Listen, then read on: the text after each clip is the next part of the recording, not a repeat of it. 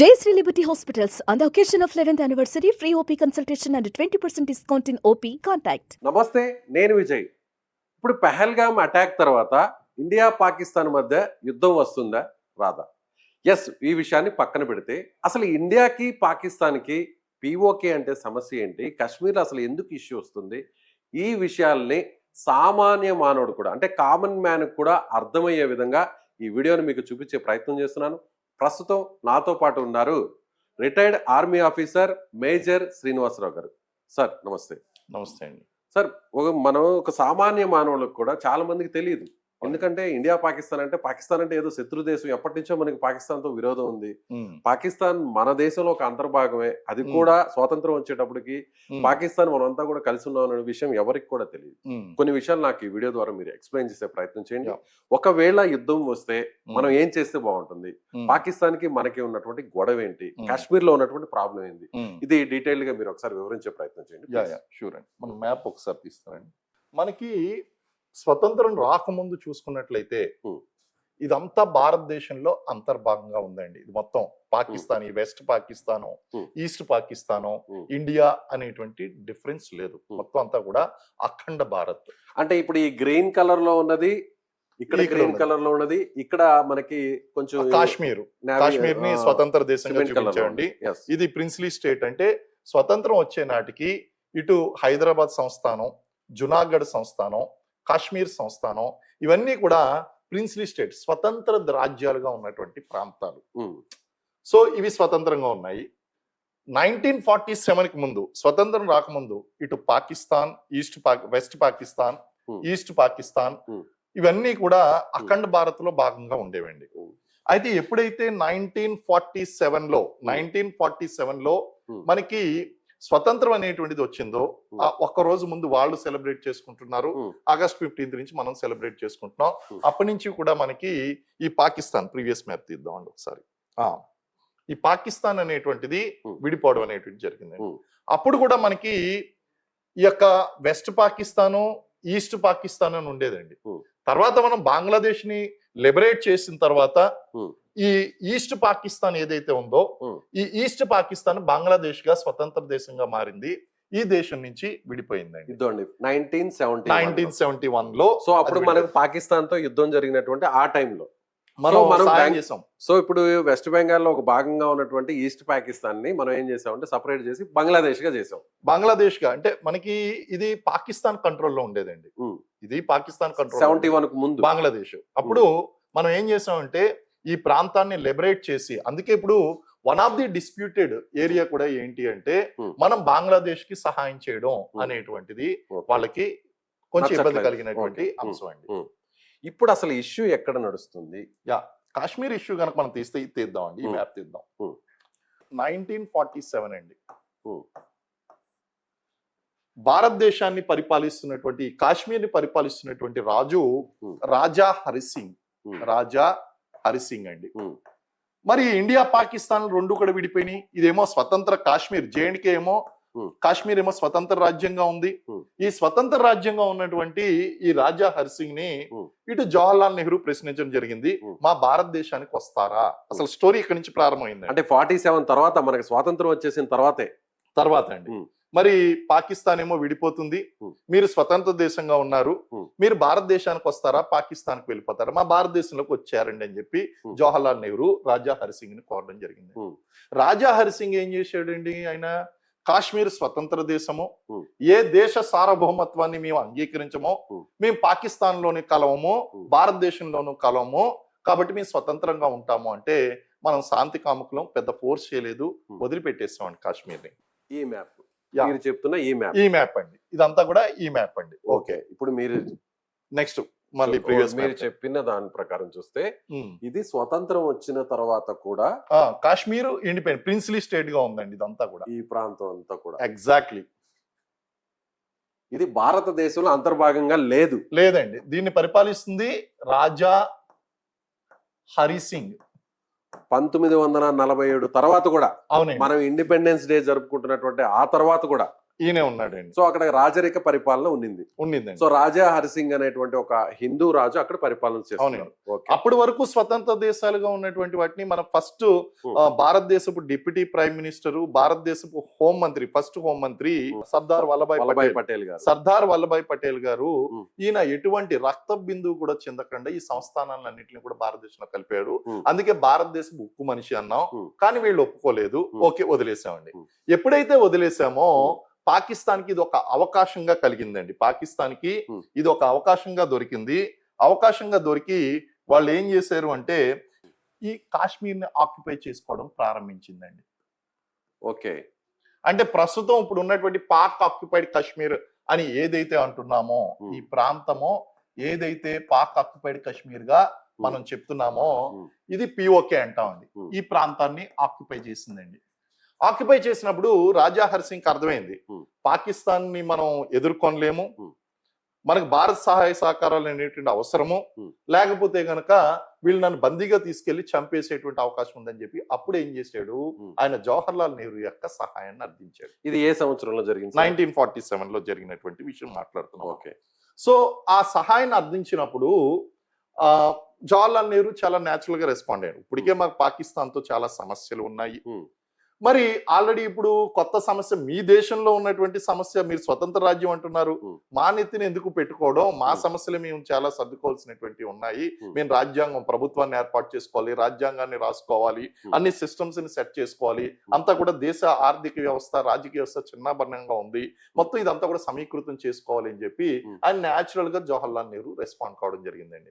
అప్పుడు ఆయన ఏమన్నా అంటే కాశ్మీర్ భారతదేశంలో చేరడానికి సిద్ధంగా ఉంది ఒప్పుకున్నారు.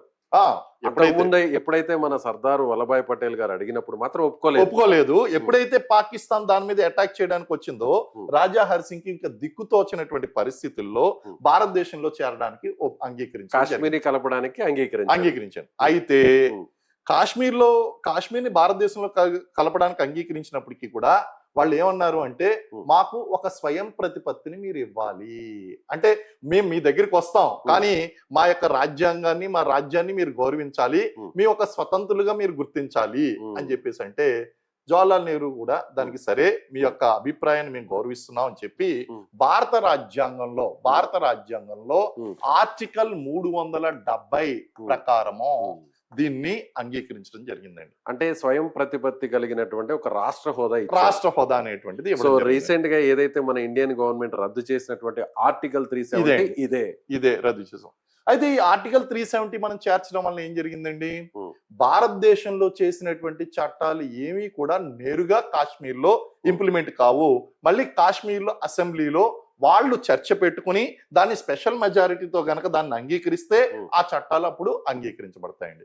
సో ఇండియాలో ఉన్నటువంటి మనందరికీ కూడా ఒకటే రాజ్యాంగం, కాశ్మీర్ ప్రజలకు 2 రాజ్యాంగాలు, మన దేశానికి ఒకటే త్రివర్ణ పతాకం, వాళ్ళకి కాశ్మీర్ పతాకం అండ్ భారత పతాకం. సిటిజన్షిప్ భారతదేశంలో ఉన్నటువంటి ప్రతి ఒక్కరికి కూడా ఒకటే సిటిజన్షిప్, కానీ కాశ్మీర్ లో ఉన్నటువంటి వాళ్ళకి 2 సిటిజన్షిప్లు అండి, కాశ్మీర్ పౌరసత్వము, భారత పౌరసత్వం. ఇది మొన్నటి వరకు ఇది రద్దు చేయనంత వరకు ఆర్టికల్ 370 స్వయం ప్రతిపత్తి అంటే అదే అనమాట అండి. రద్దు చేయనంత వరకు ఆ విధంగా ఉండింది.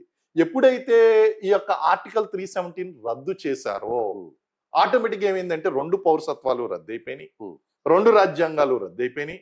స్థానికంగా ప్రో పాకిస్తాన్ గా ఉన్నటువంటి వాళ్ళు, పాకిస్తాన్ కి ప్రత్యక్షంగాను పరోక్షంగాను మద్దతు ఇస్తున్నటువంటి రాజకీయ పార్టీలన్నీ కూడా చల్లగా అయిపోయినాయండి. మొత్తం అక్కడ కూడా సాధారణ జనజీవన స్రవంతి అనేటువంటి నడుస్తుందండి. సరే, ఇక్కడ మనకి మళ్ళీ ఇక్కడికి వచ్చిన తర్వాత ఈ విధంగా అంగీకరించడం జరిగింది. వెంటనే ఏం చేశారండి, మన ఇండియా ఎప్పుడైతే ఈయన సంతకాలు పెట్టేశాడో భారతదేశంలో రావడానికి, ఇప్పుడు మన దేశ సార్వభౌమత్వానికి సంబంధించినటువంటి విషయం వెంటనే మనం పాకిస్తాన్ మీద వారికి వెళ్ళి ఇమీడియట్ గా మనం ఆల్మోస్ట్ ఆల్ వీళ్ళని ఓడించే దిశకు వెళ్ళిపోతే అమెరికా ఇన్వాల్వ్ అయిందండి.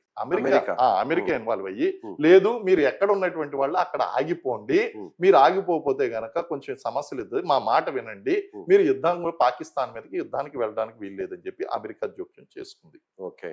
జోక్యం చేసుకుంటే దాన్ని గౌరవించి మనం ఏం చేసాం, స్టేటస్ కో ఎక్కడ ఉన్న వాళ్ళం అక్కడ ఆగిపోతాం అని చెప్పేసి మనం ఆగిపోయాం. కానీ అప్పటికే ఆక్యుపై చేసి ఉన్నటువంటి పాక్ ఆక్యుపైడ్ కాశ్మీర్ అనేటువంటిది అది మన భారతదేశం యొక్క చేతికి రాలేదు. ఇదే ఇప్పుడు ప్రస్తుతం ప్రధాన సమస్య అండి మనకి. అంటే మనం ఆల్రెడీ పాకిస్తాన్ మీద గెలిచే పరిస్థితికి వచ్చేసాం, గెలిచే Almost- పరిస్థితికి వచ్చామండి. సో దీన్ని ఏదైతే పాకిస్తాన్ ఆక్యుపై చేసిందో ఈ ప్రాంతాన్ని ఉమ్. తిరిగి మనం కైవసం స్వాధీనం చేసుకునేటువంటి పరిస్థితుల్లో మనం ఉన్నాం. ఉన్నాం. యాక్చువల్ గా ఈ ప్రాంతం అంతా కూడా మన కంట్రోల్లోకి వచ్చేసిస్తుంది. ఇంకా వచ్చే ముందుకు పొజిషన్ లో వెళ్ళాలి. ఉన్నాం. వచ్చే పొజిషన్ లో ఉన్నామండి. ఉమ్. వచ్చే పొజిషన్ లో ఉంటే అంతర్జాతీయ ఒత్తిడికి మనం తల ఒగ్గాల్సి వచ్చింది. ఉమ్. వెంటనే మనం ఏం చేసామండి, సరే ఈ సమస్యను మీరు తర్వాత తీర్చుకుందరు కానీ దీన్ని ఎలా వదిలిపెట్టేసేయండి, ఉమ్. వదిలిపెట్టేసి మీరు ముందుకు వెళ్ళండి అని చెప్పేసి మనం దీన్ని ఏం చేసామంటే ఎల్ఓసి అన్నామండి, లైన్ ఆఫ్ కంట్రోల్, నియంత్రణ రేఖ అని చెప్పామండి. కానీ ఇంటర్నేషనల్ బార్డర్ మీకు ఐడియా ఉన్నది కానీ ఇంటర్నేషనల్ బార్డర్ అంటే అంతర్జాతీయ సరిహద్దు. అంతర్జాతీయ సరిహద్దు ఇక్కడ ఉందండి, లైన్ ఆఫ్ కంట్రోల్ అన్నామండి. దీన్ని ఏమన్నామంటే లైన్ ఆఫ్ కంట్రోల్. ఇదిగోండి ఎగ్జాక్ట్లీ ఇది లైన్ ఆఫ్ కంట్రోల్ అండి, అంటే నియంత్రణ రేఖ. అయితే అంతర్జాతీయ సరిహద్దు ఎక్కడ ఉన్నదండి? అంతర్జాతీయ సరిహద్దు ఇదిగోండి ఇక్కడ ఉన్నది అంతర్జాతీయ సరిహద్దు. ఇది ఐబి అండి, దీన్ని ఇంటర్నేషనల్ బార్డర్ అంటాం. ఏమంటామంటే ఇంటర్నేషనల్ బార్డర్. ఇది ఇంటర్నేషనల్ బార్డర్ కాదండి, ఇది LOC, line of control. Okay. అయితే ఇది ఇలా ఉండగా మనకి ఏం చేసిందంటే territory ceded by Pakistan to China 1963లో ఈ భూభాగాన్ని ఏం చేసిందండి, ఇక్కడ ఇది చైనాకి ఇచ్చేసిందండి. అలాగే చైనా కూడా ఈ భూభాగం ఏదైతే ఉందో ఈ భూభాగాన్ని అక్సాయ్ చిన్ అని కనిపిస్తుంది కదండి, ఈ ప్రాంతాన్ని ఏం చేసిందంటే చైనా ఆక్యుపై చేసిందండి. సో సో దీన్ని ఏమన్నారంటే ఎల్ఏసి అన్నాం. దీన్ని ఏమన్నాం లైన్ ఆఫ్ యాక్చువల్ కంట్రోల్, వాస్తవాధీన రేఖ అన్నాం. అంటే మనకి ఇప్పుడు 3 కనిపిస్తున్నాయండి. వాస్తవ ఇక్కడ చైనాతో ఉన్నది వాస్తవాధీన రేఖ, పాక్ ఆక్యుపైడ్ కాశ్మీర్ కి మధ్యలో ఉన్నది లైన్ ఆఫ్ కంట్రోల్. ఈ లైన్ ఆఫ్ కంట్రోల్ దాటి పాకిస్తాన్ బార్డర్ తో ఉన్నటువంటిది ఇంటర్నేషనల్ బార్డర్. సో అందరూ ఏమనుకుంటారు, ఇండియా పాకిస్తాన్ బార్డర్ అనుకుంటే ఇది అనుకుంటుంటారు. ఇది లేదండి, మనం చూపిస్తున్నాం ఇక్కడ. ఇదంతా కూడా మన భారతదేశం అనగానే ఇదంతా కూడా ఇదిగోండి, ఇదంతా మనం చూపించేస్తున్నాం. కానీ వాస్తవంగా కనుక చూస్తే మనం చూపించుకోవడంలో పూర్తి హక్కు ఉంది కానీ ఈ భాగాలు లేవు. కేవలం ఇది మాత్రమే భారతదేశంలో ఉందండి. సో ఈ భాగం మాత్రమే మనకు భారతదేశంలో ఉంది. ఈ భాగం అంతా కనుక మనం చూసినట్లయితే వాస్తవంగా పాకిస్తాన్ లో ఉందండి. ఇప్పుడు యుద్ధం అంటూ కనుక మనకు వచ్చినట్టయితే ఖచ్చితంగా ఈ పాక్ ఆక్యుపైడ్ కాశ్మీర్ ఏదైతే ఉందో దీన్ని వెనక్కి తీసుకురావాల్సినటువంటి అవసరం చాలా ఉంది. మొన్న బాలాకోట్ దాడులు జరిగినాయండి. బాలాకోట్లు దాడులు జరిగినప్పుడు కూడా అంటే ఇక్కడతో ఆగిపోలేదు కానీ మన స్టోరీ కనుక కంటిన్యూ చేసినట్లయితే ఈ లైన్ ఆఫ్ కంట్రోల్ ఇప్పుడు పాకిస్తాన్ ఆధీనంలో ఉండిపోయింది. వీళ్ళు ఏం చేశారంటే ఆజాద్ కాశ్మీర్ తో ప్రాబ్లం స్టార్ట్ చేయడం కోసం ఇక్కడ తీవ్రవాద ఉగ్రవాద సైనిక శిబిరాలని ఏర్పాటు చేశారండి లష్కర్ ఈ తయ్యబా ఈ పిఓకేలో. ఎందుకంటే పిఓకేలోకి భారతదేశం వెళ్ళడానికి లేదు ఇప్పుడు. కారణం ఏంటంటే ఆ డిస్ప్యూటెడ్ ఏరియా కాబట్టి స్టేటస్ కో ఎవరున్న వాళ్ళు అక్కడ ఆగిపోండి అన్నారు. మనం ఇక్కడ ఆగిపోయాం. పాకిస్తాన్ కి పూర్తి అవకాశం దొరికిందండి. ఇదిగో హిజ్బుల్ ముజాహిద్దీను, లేకపోతే లష్కర్ ఈ తయ్యబా, తాలిబన్, లేకపోతే ఇండియన్ ముజాహిద్దీన్, ఇలాంటి ఉగ్రవాద సంస్థలు ఏదైతే ఉన్నాయో ఈ ఉగ్రవాద సంస్థలన్నీ కూడా పాక్ ఆక్యుపైడ్ కాశ్మీర్ లో ఇటు ఐఎస్ఐ చేత్తోని, ఇంకోటి ఏంటంటే ఐఎస్ఐ అండి, ఐఎస్ఐ ప్లస్ పాక్ ఆర్మీ, ఈ రెండు కలిసి వీటిని సపోర్ట్ చేస్తూ పెంచి పోషిస్తున్నాయి. టెర్రరిస్ట్ ఆర్గనైజేషన్, టెర్రరిస్ట్ క్యాంపులు ఏదైతే ఉన్నాయో ఈ టెర్రరిస్ట్ క్యాంపులన్నింటినీ కూడా పెంచి పోషిస్తున్నాయండి. పెంచి పోషించడం కాకుండా వీళ్ళు ఏం చేస్తున్నారంటే సమయానుకూలంగా బ్యాడ్ వెదర్ కండిషన్స్ లో ఇక్కడ ఉన్నటువంటి ఉగ్రవాదుల్ని నెమ్మదిగా ఇక్కడికి తీసుకొస్తున్నారండి, కాశ్మీర్ కి తీసుకొస్తున్నారు. ఈ కాశ్మీర్ కి తీసుకొచ్చి ఈ కాశ్మీర్ లో వాళ్ళు జిహాద్ ను ప్రకటించారు. జిహాద్ ఇప్పుడు ఏంటి ఏమంటున్నారంటే కాశ్మీర్ ని భారతదేశం కబలించి వేసింది, పాకిస్తాన్ వెర్షన్. ఇప్పుడు వీళ్ళ స్వతంత్రం లేదు, భారతదేశానికి స్వతంత్రం ఉంది కానీ కాశ్మీర్ కి స్వతంత్రం లేదు. కాబట్టి మా యొక్క స్వతంత్ర సమరయోధులు, సో కాల్డ్ స్వతంత్ర సమరయోధులు వాళ్ళు చెప్తున్నారు స్వతంత్ర మిలిటెంట్స్ అంతా కూడా స్వాతంత్ర సమరయోధులుగా చెప్తున్నారు. పాకిస్తాన్ ఉప ప్రధాని కూడా అదే చెప్పారు. వాళ్ళ స్వతంత్ర సమరయోధులు, వాళ్ళు ఉగ్రవాదాన్ని స్వతంత్ర సమరయోధులు ఎప్పుడు కూడా అమాయకులైనటువంటి పౌరుల్ని చంపరు, లేదా ప్రజలను భయభ్రాంతులకు గురి చేయరండి. వీళ్ళకి ఏంటి అంటే ఇస్లాం మతాన్ని స్ప్రెడ్ చేయడము, జిహాద్ ని స్ప్రెడ్ చేయడము, అలాగే ఈ జిహాద్ పేరుతో ఈ కాశ్మీర్ ని మొత్తం పాకిస్తాన్ వైపు తీసుకువెళ్ళడం అనేటువంటిది ఎజెండాగా. ఇప్పుడు నాకు ఇంకొక డౌట్ సార్, మీరు మేజర్ గా ఉన్నారు, డైరెక్ట్ గా మీరు ఫ్రంట్ లో ఉన్నారు, సో మీరు బార్డర్ లో కూడా చాలా ఆపరేషన్స్ మీరు చూస్తుంటారు, వారిని కూడా దగ్గరగా చూస్తుంటారు. ఇప్పుడు మనకి వాళ్ళ సైనికులకి ఎక్కడ గొడవ జరుగుతుంది? ఈ లైన్ లో జరుగుతుందా లేదంటే ఎల్ఓసి దగ్గర కాల్పులు జరుగుతున్నాయా? ఎక్కడ అసలు కాల్పులు జరుగుతుంది? కాల్పులు జరుగుతుంది ఎల్ఓసిలో అండి. ఈ ఎల్ఓసిలోనే కాల్పులు జరుగుతున్నాయి.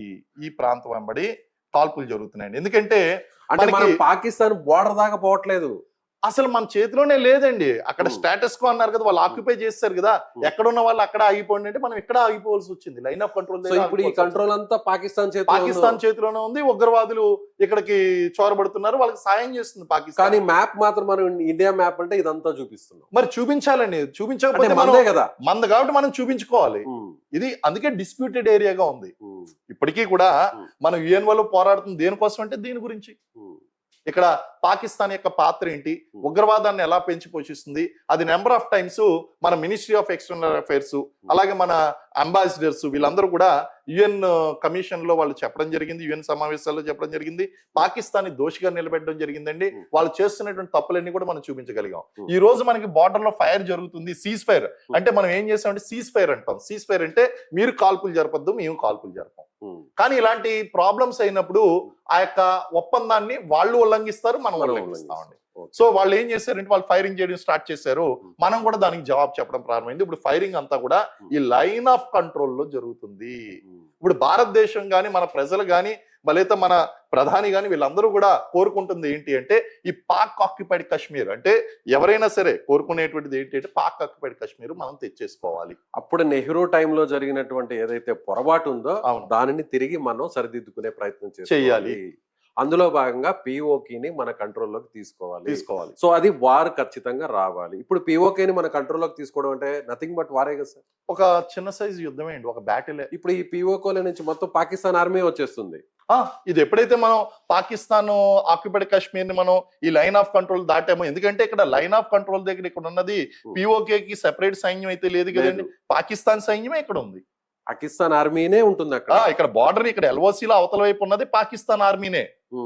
ఈ పాకిస్తాన్ ఆర్మీ ఆటోమేటిక్ గా అది పాకిస్తాన్ వార్ల కింద కన్వర్ట్ అయిపోతుంది. ఎప్పుడైతే మనం ఇక్కడికి వెళ్ళామో అది వార్ కింద కన్వర్ట్ అయిపోతుంది ఆటోమేటిక్ గా.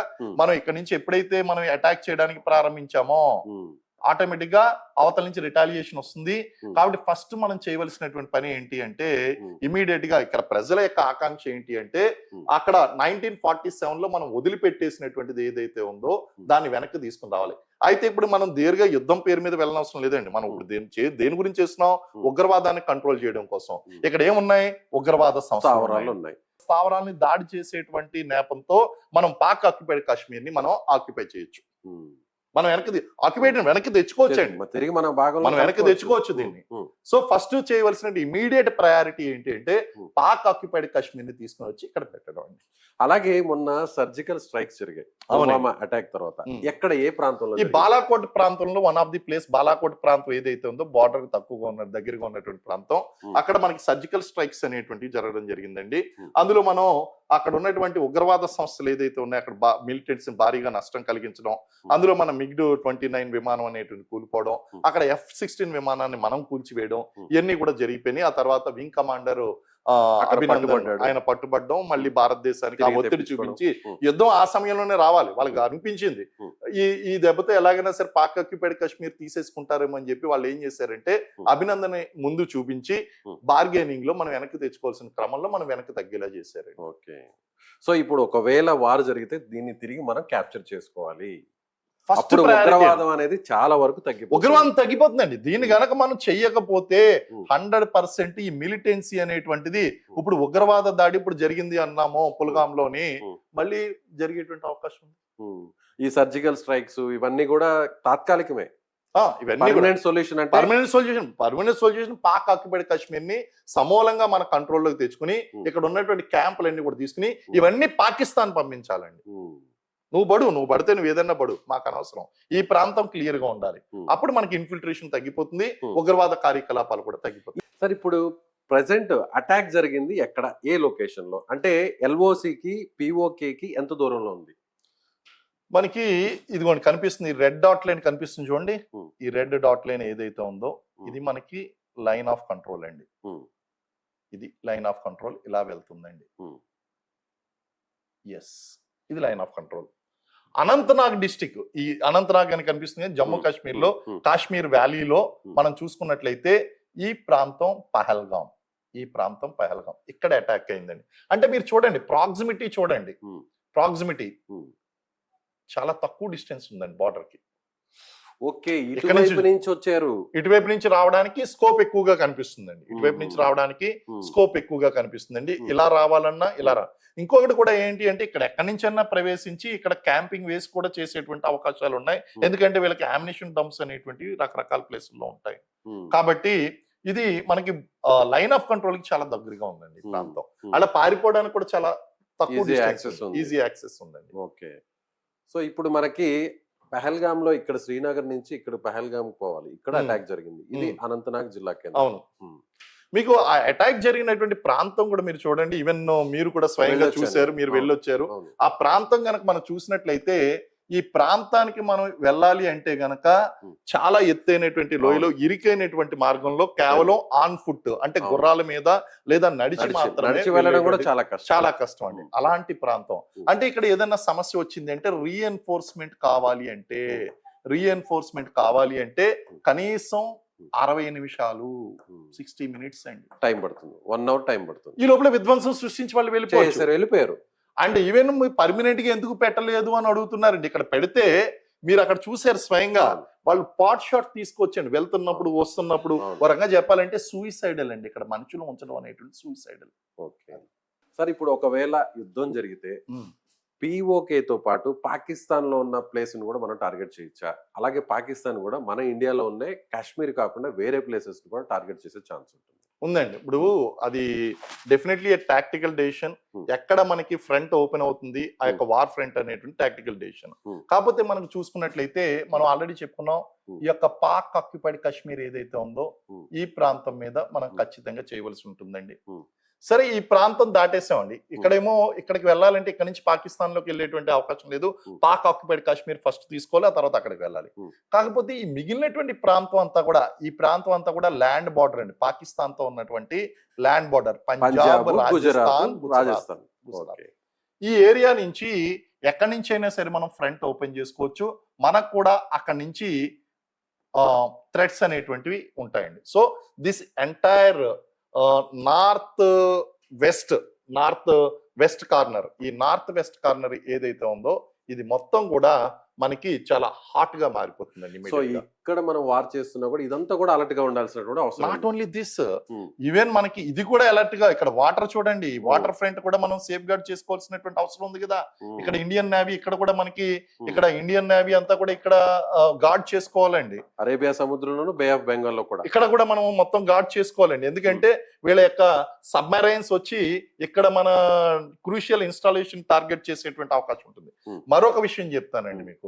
సరే, ఇక్కడ యుద్ధం జరుగుతుంది, మరి మన చిరకాల శత్రువు, ప్రియ శత్రువు ఉన్నాడుగా చైనా. మరి ఆ చైనాని మరి ఏం చేయాలి? So again we have to safeguard this area. అక్కడ కూడా మనం జాగ్రత్తగా ఉండాలి. చైనా నుంచి కూడా మనం నమ్మడానికి వీల్లేదండి. Even we are having problem from China. Okay, సరే, చైనా నుంచి ప్రాబ్లం ఉంది అనుకుంటే అనదర్ ప్రాబ్లం అండి బంగ్లాదేశ్. ఇప్పుడు ఆల్రెడీ బంగ్లాదేశ్ కూడా ఒక ప్రాబ్లము. అక్కడ ఉన్న హిందువుల్ని ఇప్పటికే అక్కడ చంపేస్తున్నారు, హత్య చేస్తున్నారా? అంటే ఒకసారి వార్ గనక మనకి స్టార్ట్ అయింది అంటే కేవలం మనం ఇక్కడ మాత్రమే కాన్సన్ట్రేట్ చేయడం అనేటువంటిది కాదు. ఇక్కడ మనం ఈ బార్డర్స్ ని మనం స్ట్రెంథన్ చేసుకుంటేనే ఏ టెరిటోరియల్, ఈ వాటర్ టెరిటోరియల్ ఇంటిగ్రిటీ ఏదైతే ఉందో దీన్ని కాపాడుకుంటూనే మనం ఇక్కడ స్ట్రెంథన్ చేసుకుని మనం చూడాలి. అంటే ఇప్పుడు ఏంటండి, ఆల్ రౌండ్ థ్రెట్ అనేటువంటిది ఉంది. ప్రయారిటీ వన్ లో భాగం ఇది కూడా priority 1. And at the same time వీటిని కూడా మనం చూసుకోవాలండి. ఇవన్నీ కూడా ఇన్ని ఫ్రంట్స్ లో ఓపెన్ అయ్యేటువంటి ఒక డౌట్ సార్, వార్ స్టార్ట్ అయితే సో కేవలం ఈ ప్లేసెస్, ఈ రాష్ట్రాలకే ప్రమాదం పొంచి ఉంటుందా? మిగిలినటువంటి సౌత్ ఇండియా ప్లేసెస్ లో కూడా ఏమన్నా ప్రమాదం ఉంటుంది? ఉన్నాయండి. Inter continental ballistic missiles, ICBMs biggest threat అండి. అంటే పక్క దేశంలో ఉన్నటువంటి కాదు, పక్క ఖండంలో ఉన్నటువంటి వాటిని కూడా టార్గెట్ చేసేటువంటి మనము చేయొచ్చు, వాళ్ళ దగ్గర కూడా వాళ్ళు సపోర్ట్ తీసుకుంటారండి ఖచ్చితంగా. వేరే దేశం యొక్క అమెరికా సపోర్ట్ కానీ, అమెరికా ఇప్పుడు మనం ఆల్రెడీ ఇంత ముందు మనం చెప్పుకున్నాం, అమెరికా ఇప్పుడు ఏం మాట్లాడకపోయినా సరే ఆయుధ వ్యాపారం చేసేటువంటి స్కోప్ అయితే ఉంది. కాకపోతే మనం అమెరికా మీద తీసుకురావాల్సినటువంటి ఒత్తిడి మనం తీసుకొస్తాం. But we cannot rule out that. Telugu రాష్ట్రాలకి ఏమన్నా ఇబ్బంది ఉంటుంది? 100%. తెలంగాణ, ఈస్టర్న్ ఇక్కడ నుంచి సబ్మెరైన్ ద్వారా వచ్చి ఇక్కడ అటాక్ చేసేటువంటి అవకాశం ఉంది. ముఖ్యంగా హైదరాబాద్ చూసుకోండి, Hyderabad is also at big problem. ఎందుకంటారు హైదరాబాద్ కి థ్రెట్ ఎందుకు? హైదరాబాద్ లో ఇక్కడ కొన్ని, ఇప్పుడు ఓపెన్ గా చెప్పకపోయినా అందరికి మీడియాలో వచ్చినటువంటి న్యూస్, ఇక్కడ కొన్ని క్రూషియల్ డిఫెన్స్ ఇన్స్టాలేషన్స్ ఉన్నాయి. ఉమ్, ఆ ఇన్స్టాలేషన్ మనకి డిస్ట్రాయ్ చేయడం చాలా వాళ్ళు ఫోకస్ పెట్టేటువంటి స్కోప్ ఉంది ఇక్కడ. ఉమ్, కాబట్టి ఇక్కడ నుంచి కొట్టాలి అంటే ఇక్కడ నుంచి కొట్టలేరు, ఇక్కడ నుంచి డిస్టెన్స్ ఎక్కువగా ఉంటుంది, Hmm. ఇక్కడ నుంచి డిస్టెన్స్ ఎక్కువగా ఉంటుంది. Hmm. వెరీ ఈజీ అండి, ఇక్కడ నుంచి బే ఆఫ్ బెంగాల్ నుంచి కొట్టచ్చు. ఉమ్. సో ఇది థ్రెట్ ఉన్నదండి ఇక్కడ. మన ఇండియా నుంచి పాకిస్తాన్ లో ఏ లొకేషన్ అయినా మనం టార్గెట్ చేసే సామర్థ్యం, ఆ కెపాసిటీ మన దగ్గర ఉందా? మన ఆర్మీ ఉన్నాయండి, మన దగ్గర ఇంటర్ కాంటినెంటల్ బాలిస్టిక్ మిజైల్స్ ఉన్నాయి, బ్రహ్మోస్ ఉన్నాయి. Hmm. అలాగే మిజైల్ సిస్టమ్స్ లో కూడా మనం చూసుకున్నట్లయితే Hmm. చాలా భయంకరంగా అక్కడ ఉన్నట్టు మన ఎయిర్ ఫోర్స్ తోను మన మిజైల్ సిస్టమ్స్ తోను Hmm. చాలా ఫిక్స్డ్ గా పాకిస్తాన్ మొత్తాన్ని మనం కవర్ చేయొచ్చు. 100% అండి. నాట్ ఓన్లీ పిఓకే, మొత్తం అవును. పాకిస్తాన్ లో ఏ ఏ మూలైనా కూడా భాగాన్నైనా సరే మనం టార్గెట్ చేయొచ్చండి. మీరు ఒకసారి చూడండి, Hmm. దీని యొక్క డెప్త్ చూడండి, పాకిస్తాన్ యొక్క డెప్త్ చూడండి, ఇండియా యొక్క డెప్త్ చూడండి. ఉమ్, ఇండియాని డిస్ట్రాయ్ చేయాలంటే చాలా హ్యూజ్ భూభాగం ఉందండి, కానీ Hmm. పాకిస్తాన్ చూసుకుంటే ఈ భాగాన్ని మనం డిస్ట్రాయ్ చేస్తే చాలండి. చిన్న ముక్క, మన 2 రాష్ట్రాలను కలిపినంత కూడా లేదండి. ఉమ్, ఆంధ్ర తెలంగాణలను కలిపినంత ఉందండి పాకిస్తాన్. దాని మీద కొంచెం పెద్దదేమో, మన తెలుగు రాష్ట్రాల కంటే కొంచెం పెద్దదైనటువంటిది ఇది. ఉమ్, సో ఆ విధంగా కనుక మనం టెరిటోరియల్ గా మనం చూసుకున్నట్లయితే Hmm. అది చాలా చిన్న దేశం. ఉమ్, Of course, we face some difficulties in chasing those targets and destroying those targets, but definitely there will be clear cut. ఇక్కడ యుద్ధం జరిగితే గనక రెండే 2 అవకాశాలు ఉన్నాయండి. Hmm. ఒకటి ఇండియా నెగ్గుతుంది, Hmm. పాసిబిలిటీ నెంబర్ 1 ఇండియా నెగ్గుతుంది. Hmm. Possibility number 2 Hmm. Refer the possibility number 1, okay. అంటే ఎట్టి పరిస్థితుల్లో అన్నా సరే Hmm. భారతదేశం నెగ్గుతుంది.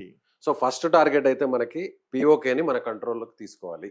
సో అంతే. ఇప్పుడు టెర్రరిజం, మిలిటెంట్స్ అనేవి లేకుండా చేయాలంటే ఇది చేయాలి. పిఓకేని మనం టార్గెట్ చేయవలసినటువంటి అవసరం చాలా సో ఆ చాలా దిశగా ఇప్పుడు అడుగులు పడుతున్నాయి అనుకోవచ్చా? ప్రజెంట్ చూస్తున్నటువంటి ఈ మూమెంట్స్ చూస్తే యుద్ధం దిశగా అడుగులైతే పడుతున్నాయి. ఇందులో సర్జికల్ స్ట్రైక్ కి వెళ్ళొచ్చు, మేజర్ మిలిటరీ ఆపరేషన్స్ కి వెళ్ళొచ్చు, యుద్ధానికి వెళ్ళొచ్చు. It's all depending upon the reaction by Pakistan. Pakistan reaction. Otherwise మనం కూడా దేనికైనా సిద్ధంగా ఉన్నాం, వాళ్ళు మేము దేనికైనా సిద్ధంగా ఉన్నాం అని చెప్తున్నారు.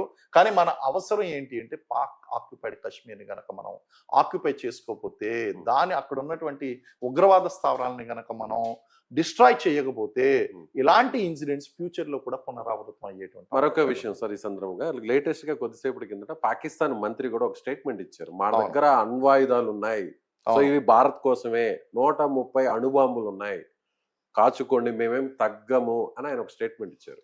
ఓకే అండి, ఇప్పుడు 2 వ్యక్తులు ఉన్నారండి. మీ దగ్గర కొన్ని అణుబాంబులు ఉన్నాయి, నా దగ్గర కొన్ని అణుబాంబులు ఉన్నాయి. మీరు అణుబాంబులు వేస్తే నా దేశంలో కొన్ని ప్రాంతాలు పోతాయి, నేను అణుబాంబులు వేస్తే మీ దేశం మొత్తం పోతుంది, పాకిస్తాన్ మొత్తం పోతుంది. ఇప్పుడు అవతల వాడు సూయిసైడల్ గా మారి నా దేశం పోయినా పర్వాలేదు, నేను సర్వనాశనం అయిపోయినా పర్లేదు అనుకుంటే గనక వాడు ఉపయోగించుకోవాలి. అంటే కేవలం బెదిరింపులకే ఉపయోగపడుతుంది. ఏ ఒక్కడు కూడా అణుబాంబులు ఎందుకు ఉపయోగించాలండి? ఎందుకు ఉపయోగించాలి? వాళ్ళని అరిచే కుక్క ఎప్పుడు కరవదంటారు, కరవదండి. సో ఇప్పుడు పాకిస్తాన్ చూస్తుంటే అదే అనుకోవచ్చు మనం. పాకిస్తాన్ ఎప్పుడు అటువంటి నిర్ణయానికి వస్తుందంటే ఇంకా పూర్తిగా సర్వనాశనం అయిపోతున్నాం మేము, మాకు ఇంకా వేరే దిక్కు లేదు, ఇంకా పాకిస్తాన్కి ఫ్యూచర్ లేదు అనుకున్నప్పుడు అది ప్రయోగిస్తుందేమో.